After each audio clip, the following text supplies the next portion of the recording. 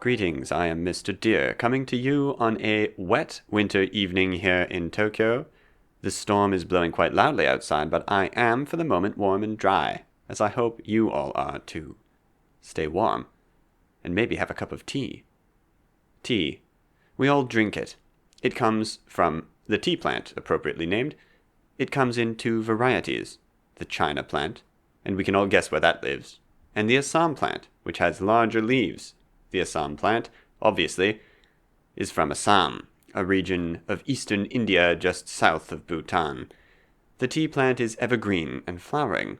We make tea from young leaves and not from the white tea flowers with their distinctive yellow stamens. The China plant can grow over 2 meters high, resists the cold, and can be harvested for over a century. The flavor of tea varies with the soil, the atmosphere, and the weather, which is why areas such as Darjeeling, at an altitude of 2,100 meters above sea level, produce their distinctive flavors. 最新の合格情報はホームページへ。春季講習も受付中。お問い合わせは各スクールへお早めに。Greetings, I am Mr. Dear, coming to you on a clear and calm Tokyo night. There are stars above us yet, even though we try to chase them away with electric lights. The most common type of black tea in the West is called Assam Orange Pekoe, which comes, understandably, from Assam, and refers to the appearance of the golden tipped leaves of this plant's second flush. Pekoe is a corruption of Chinese, which also refers to this part of the leaf. It is one of the highest grades of tea because it is made from leaves that have not been reduced to dust while being processed. Most tea found in tea bags comes from the lower grades of the harvest, though higher quality tea will be mixed into blends that aim for the classic flavor. Instant tea is made by extracting the liquor from the lowest quality remainder during processing, and then dehydrating that. In this way, an enjoyable tea can be made from otherwise unusable tea leaves. Greetings, I am Mr. Dear, coming to you on a quiet Tokyo night. I can hear bells in the distance and the rattling of chains. Shops are closing, and elementary school kids are wandering around unsupervised after studying deep into the night. I don't think I'll ever get used to the rhythm of the city. I don't know if I want to. Whether or not I can adapt to the strange, dry, sleepless, sunless city, I can always find comfort in a nice cup of Earl Grey tea. Earl Grey tea was blended, according to the Greys at least, by a Chinese mandarin as a gift to Charles Grey, 2nd Earl Grey. The characteristic flavor, from oil of bergamot, was used to match the water at his ancestral hall, which had a high lime content. This mandarin is said to have been saved from drowning by one of the Earl's men. Earl Grey was Prime Minister of Great Britain, and is best known for advancing democracy by passing the Reform Bill, which shifted the balance of power from rural to urban centers, matching the population distribution far closer than before. Is Earl Grey, therefore, a democratic flavor?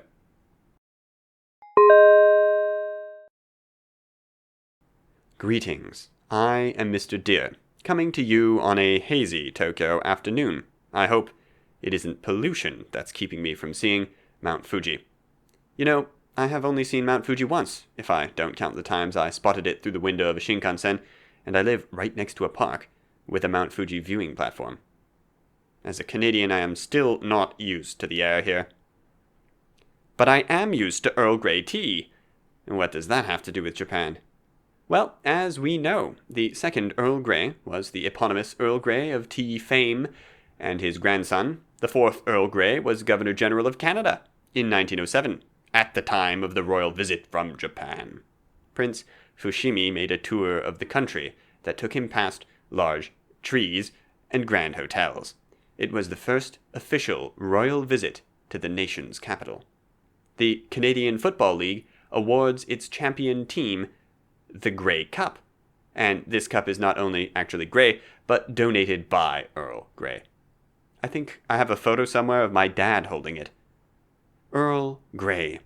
A tea, a title, a connection between Japan and Canada, and burly men slamming into each other over a pigskin on a gridiron.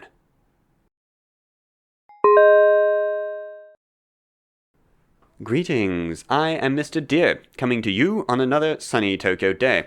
I recently decided to reread the Book of Tea, a famous book by Japanese scholar Kakuzo Kakura in 1906. I have read much English written by Japanese people in recent years, but not so much from the early days of the nation's first explorations of the West. Reading this book made me wonder if there was something special in the tea back then, because the English is, well, I'll give you a sample. The heaven of modern humanity is indeed shattered in the cyclopean struggle for wealth and power. The world is groping in the shadow of egotism and vulgarity. Knowledge is bought through a bad conscience, benevolence practiced for the sake of utility. The East and the West, like two dragons tossed in a sea of ferment, in vain strive to regain the jewel of life.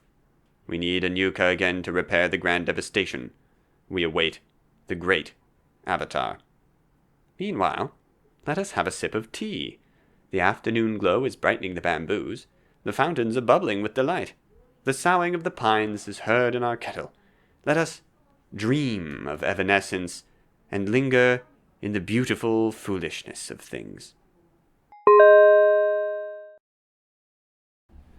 Greetings, I am Mr. Dear, coming to you on a dark and stormy night. The wind howls through the cracks, not of the windows, but the walls themselves. The old mouldering walls of this castle have seen so many secrets over the years it seems they can no longer hold them in, and must scream. They certainly aren't holding in any of the warmth from the fire. Strange. The blaze is running so high, yet it seems as if the light barely reaches me. I am tempted to describe the vision as Gothic. Gothic, you may imagine the Goths as those people with heavy makeup, reams of black, miles of lace, and shoes intended to offend, but we aren't partying it up in St. Andrews University, the self-proclaimed birthplace of Goth fashion. No, we are shivering in our suitably respectable Wellingtons.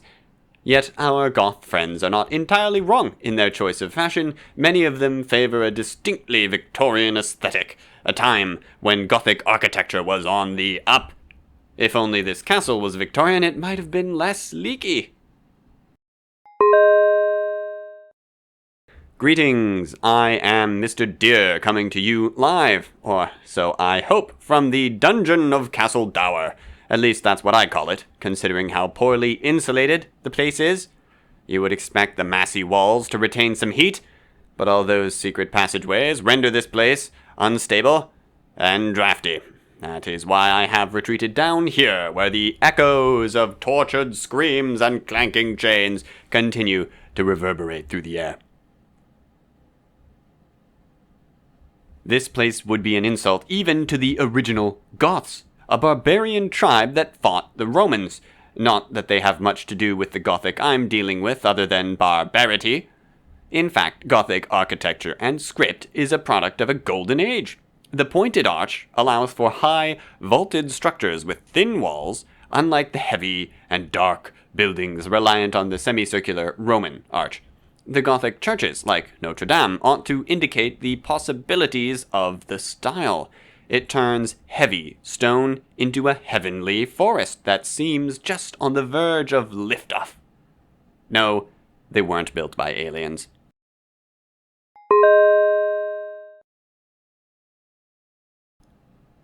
Greetings, I am Mr. Dear, coming to you from the depths of the crypt. It is quiet at last. The air is still, so still, it seems as if even I have forgotten to breathe for the past couple of centuries. If I hold the light just right, I can make out some lettering upon the walls in black letter or Gothic script. Gothic script is characterized by a flat-nibbed pen held at a 45-degree angle and consists almost entirely of strokes locked into a grid, allowing only for vertical, horizontal, and 45 degrees. It may appear difficult to read, but it was created during a time of massively expanding literacy. That is why it is so simple in its form. It had to be easy to write, easy to teach, and cram as much onto a page as possible. More and more people wanted books, but they still all had to be written by hand, and many of them were written on vellum, which is made from animal skin, so there was a strong incentive to avoid wasting space on the page.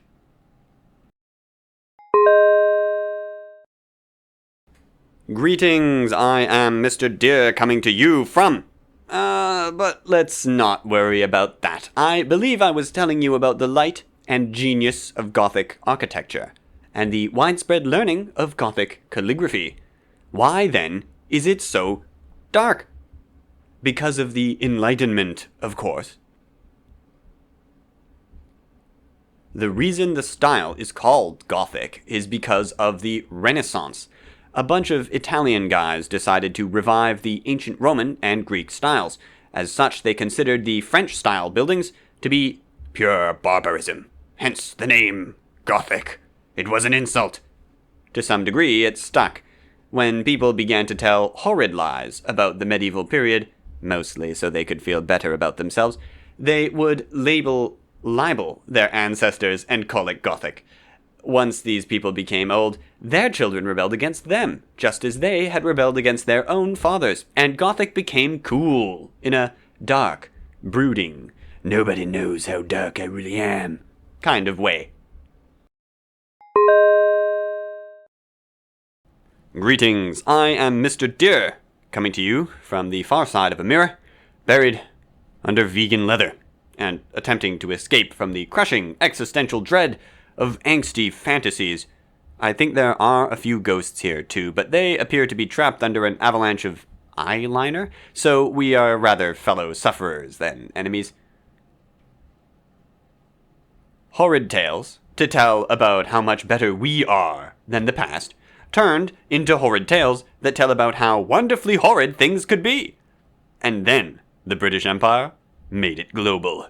Basically, the Italians built in the classical style. Rome is in Italy, and the Pope is in Rome, which begs the age-old question, is the Pope Catholic? These days, who knows?